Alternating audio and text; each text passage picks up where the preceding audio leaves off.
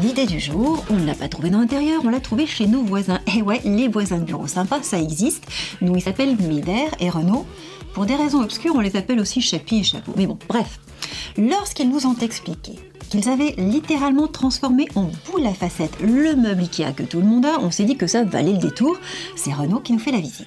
Un cutter, une règle et 3-4 heures de travail intense pour arriver à ça.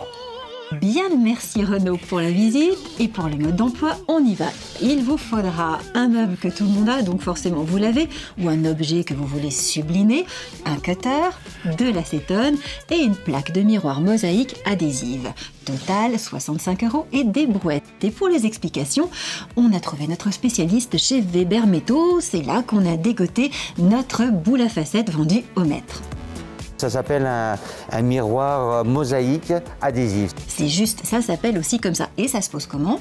C'est comme les moquettes, c'est comme les tapis ou quand vous le recevez, avant de l'encoller au sol, il faut le laisser à plat et reposer à température ambiante pour qu'il prenne bien sa forme normale. Première précaution, et pour l'objet que je veux recouvrir, une préparation. Pour nettoyer le meuble, on utilise des produits courants du commerce, c'est-à-dire pour le plastique et le verre, surtout pas de produits abrasifs. Et ensuite, vous pouvez commencer à mesurer ou à poser dessus et prendre des mensurations directement sur le meuble avec le crayon au dos du produit. Vous pouvez couper au ciseau directement dessus pour avoir la forme exacte. Il faut faire attention que ce soit bien au bord, que ça ne dépasse pas, que l'on n'accroche pas, parce que si on tire le tiroir, vous allez décoller de force. Et forcément, il vaut mieux être deux pour le faire, n'est-ce pas? Vous vous occupez du travail le plus important, l'artistique. Et les autres personnes tiennent le produit en tirant petit à petit, comme un adhésif pour les doigts. On retire petit à petit et vous marouflez avec un rouleau en caoutchouc pour bien chasser doucement l'air régulièrement de partout.